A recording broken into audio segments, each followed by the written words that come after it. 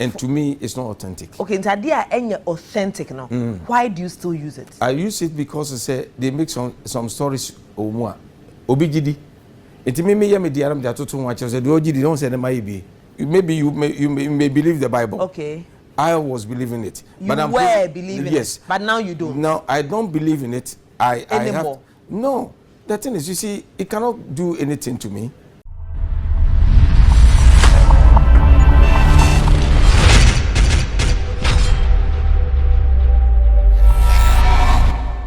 From my covered by Xposed, and everyone in a day. Me know a dish, and say me banam de asem and delay a interview Xposed na interview Nimuno. Xposed din same be abetuja. In him say, and penny and Brabia no co interview so and I say, but TV so.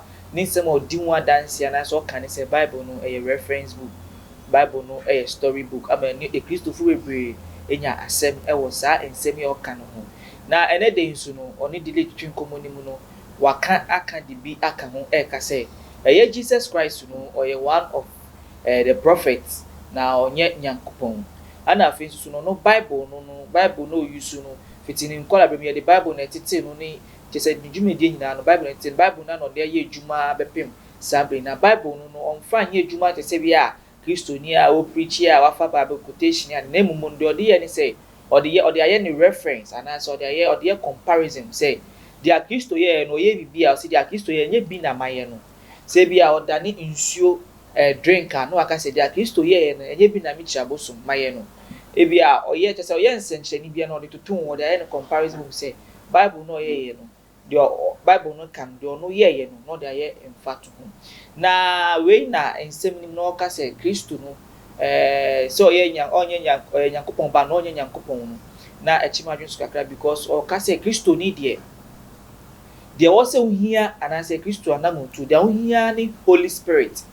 na was say Christo ni odenante Holy Spirit na was say Christo ni the two anamu adebia ye bia no here Holy Spirit when man believe say na say Holy Spirit bia also nji Christo ni no na den na aka say Holy Spirit no say Christo no on jini di say ye nyame ba no on jini ni say na ye ka so ye nyankopon na say ni church ni ade no onjinu endi no empo no Xposed no ye sister Becca ni nyumo boy ye odonyumi yi ono busa nyum no kra chen Bible no na say Kristo nyumo medio sa nyum no kra no busa nyum kra chen Bible no na say because enyum no ye real we kasa for do ho ade a esi na ye nwa ba no de na mom Kristo de ani de story a book ana also aka say ye hia Holy Spirit na Holy Spirit na me busa no say enye Kristo na no ba ye odi ni dwumedi wie na okono ka kire se okono njanka na momu no obesuma ne ho konkron na ye Holy Spirit na ba na be hye ye din na be kire na be di dwuma be Holy Spirit de ye nyoma bebre enti na se wa o ka se Kristo no ye one of nyame mba ni bi ye nipa te se yen ya na ono ne tam atwem wo wuko ne tam atwem ana afi nsusu no onye nyankopɔ prophet no then now it's me no ask us as me wasuma Holy Spirit e buy so on the day of Pentecost day now ka say ye Christopher and say ye believers ye here Holy Spirit and that means say Xposed no why confused kakra and am say ensem o kana say or contradicting ho ni enyoma 1212 be other for ye ko tie no nsem bra na ye ba ye count no ne dia bro this time you now use Bible this time you use Bible that time you now use Bible. That time you use Bible. Now use Bible. Yeah. And now the Kumase. Yeah. Into sa doctrine na was start take say afedi the Bible na kwetete nkomo wo de ato ho ne adade no. Eno so da imu na hu ye decide say wajaya na. Menya Bible use ne nyam use Bible is there for comparison. Is there for reference. Okay. There's no power in it. To me be any Bible. Is it the man now start to discover say to me in the Bible? Oh, if we more fancy Benjamin say to me 2 minutes wo mimimu. Okay. And am the adwuma. Okay. Enti no de. Enti Bible no represented them out. E represent say ebinum aba be yeko. Enti me so menye bi nto aso. Okay. Enti Bible no a kire no. O subscribe to ensem e wo mu nyina na. Me subscribe to ensem wo mu no bi. Bebre wo mu am ehunu say e fake. Wait a minute. Yeah. Ade na wo use so no na wo use so ade a kire nkrofo no. E bi e fake, e bi e real. Yeah. And you know, which makes the book not authentic. Authentic. for you. For me, and to me, it's not authentic. Okay, so idea any authentic now. Why do you still use it? I use it because they make some stories or obigidi. It may me diaram that to watch the ogidi don't say maybe. Maybe you may believe the Bible. Okay. I was believing it. You were believing it, but now you don't. No, I don't believe in it. I have no. The thing is, you see, it cannot do anything to me. Okay. Bible, there's no spirit in it. It's just ordinary book. Somebody wrote it. When the person was writing that, I was not there. In the time I now use original American embassy near that time na wouldn't say unauthentic. Oh, say no usa. Na usa. Ye dey atete. Actually bibi woni yam bibi woni ma hunu ye no. Won say dey no kura bi ni, say no kura kwan ni. Okay. Ese me fa so. Enti, are you a Christian? I'm a Christian. A Bible believing Christian. I'm a Holy Spirit believing Christian. How about Jesus? Do you believe in Jesus? I believe in Jesus. That I hear that he was a son of God. You hear or you believe? I heard and believed that he was a son of God. Yeah. In the past. Yeah. Oh, right now I believe that he's a son of God. Okay. And he's one of the prophets. Okay. But I don't believe that the name Jesus can solve a problem by the Spirit in me.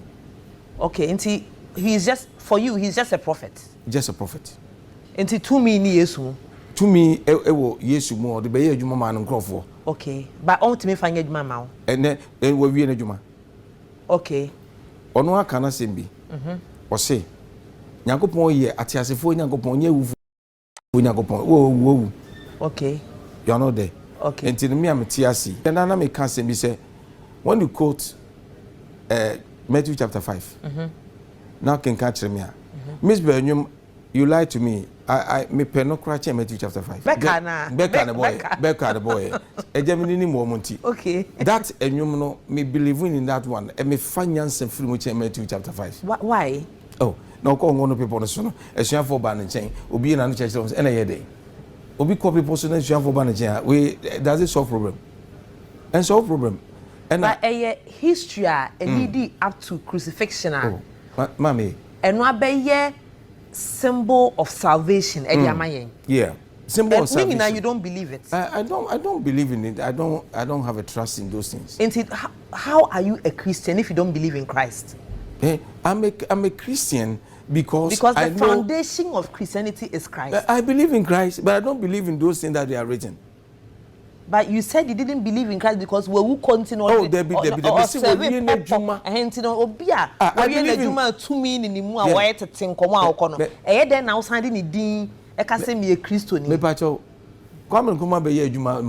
electricity company of Ghana, and then you're not team B.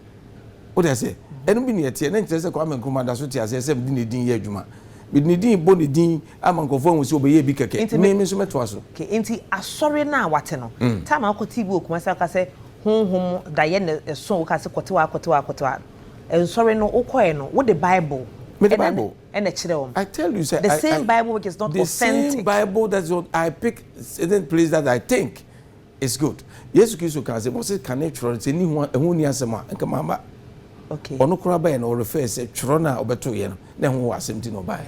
Okay. Intimation bai. But so no okasa with the power of divinity. Me so me kasa with the power correct. Me so me kasa with the power of divinity because I correct because ene oba say obi da subura. The divinity now which kind of divinity? The one that God have installed in me. Which is the Holy Spirit. Oneiromancy.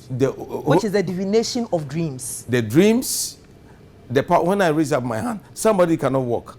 Okay. The Spirit will tell me that this person who cannot walk, hold the toes. You walk. Okay. I hold the toes, the person walk. Okay. And are you maybe confusing the Holy Spirit with oneiromancy?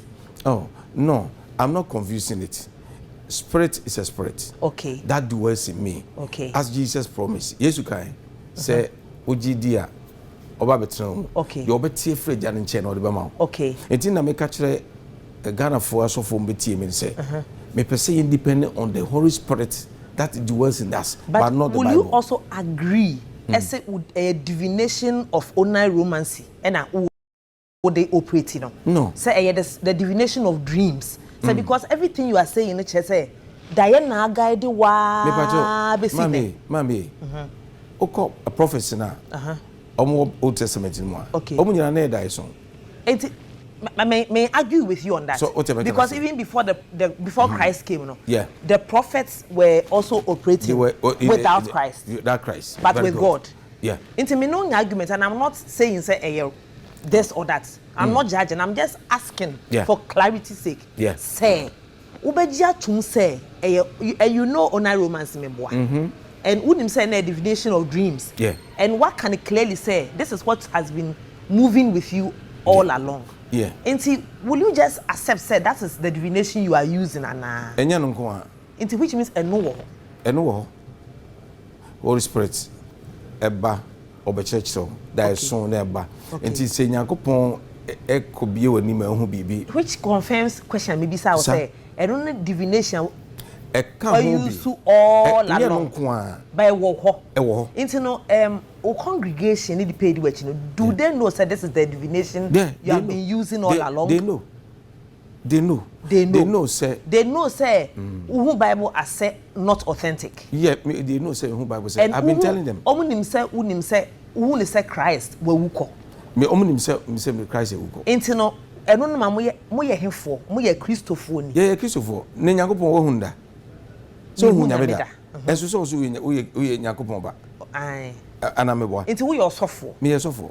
But when say you can't Bible believing Christians, there are certain standard rules and answer expectations are you who say what will be at me FM. One of this standard no buy. Say Apostle Paul church nema bebiri. Oh no unim no. Nti obi a wonim na dem na atwo buka so kofa book no. And na me chese nti am chese menye enema ni. The church me free mo just accept say Bible no use. O me use Bible no. Me use baby a. Me hu say enye bebe bo me. Ade a meye no ma refer to that. Sefie o Bible na udi e chiri fitete no e kro o mbeye bi enie me enem so my me de enti Bible na efa na ogidi wom ne de na ongi ni wo my enfie yes say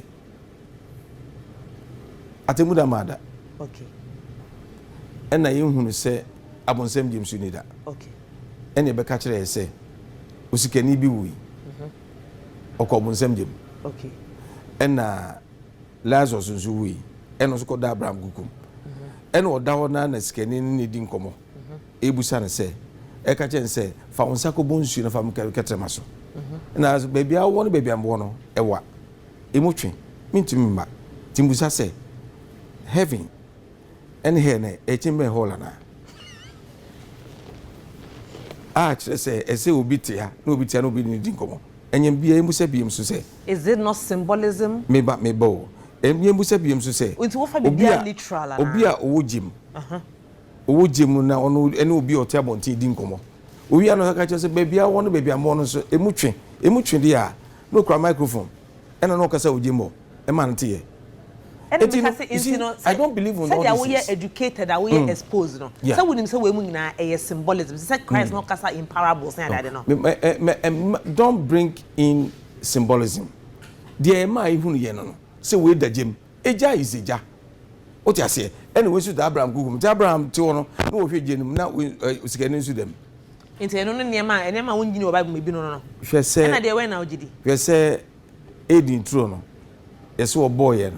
Oboba ne bema ene obonsam ko dada Adam ne Eve enye sa ne ka kire metie mukuru ya obonsam ko dada Adam ne Eve wi mo sa be ka kire se ene obonsam no ye enje wosoro ene etel ba asase so ene esa munue ente bonsam emi no ye odio edi trom ene won ya ofiri so beteto e enti Bible na wafa edi ye adwuma no what's the question in enti which means you do not believe in the Bible, so you should just put it on the side and concentrate on your divination of dreams. What about that? I keep on concentrating on whatever I'm doing. Okay. And I'm going to say basa me the reference keke se ukita souls be say na no me adwuma oh edoso nti be ga kan o branch na wakra kwa nipa be say na gu na branch wakra betwem be 3,000 people and no more Kumasi so ai Kumasi so edoso and the whole country no on the TV ones keke omo every year Sunday bi omo tra odi bebere kwa mintimi kan enti omo nyina cheche be na o cheche the same cheche ya cheche dey say yeah but be visiting the distance between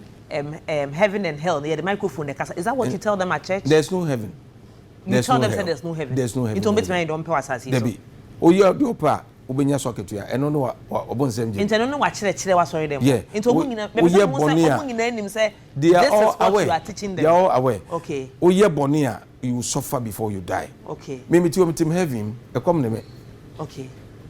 Me ho to me. Okay. Me koba me bem tim kem me heaven emu nam namu onso ti o so heaven mrati into uwa na so bo so obo oye bone so ten heaven oye bone o ten heaven na wi e beba atemu dan beto no na temu dan no be bia obepro na obeda ho na fi o tete no ha onye wi obewu no so ntimi go na temu dan so timi ye bone din papa bia o ye bone wa Ghana ha ye kekan se wa ye bone so no yare keto bi na be fa ne konko fo se na se o wo timi ba eno no enipa ni so ne hu se yare keto bi odin se ko kan nyame be bi nyame ayi na firi wa okọ okay enti we are saying there yet no ende na meka ena me de yan se ada na wunyi wani me ehu se wunyi Kristo ni because Jesus no na wa pe ba bi de na hye na Bible no so ase wo Jesus ye ojapade okay ti se na o pe na be fa okay ono ye somafo okay me jiri se Muhammad ye somafo okay o ma be yu ko hwe me se mo na mo mre wo so a mo ye na dru so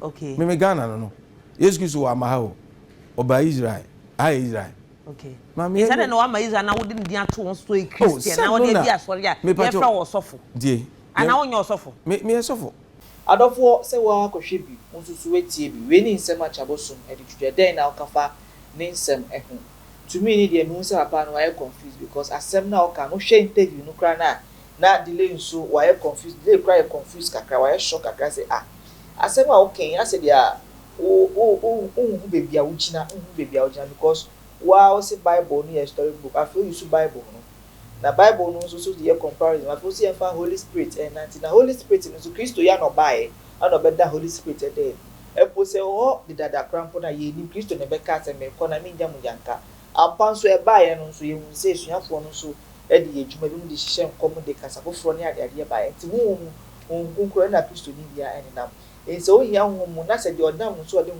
ni bre on so ni ni ya and the nurse na say confusion kakra den abemu ha anya dum besi na ye boa me na de ni wudi hye make us subscribe like and share video bye bye.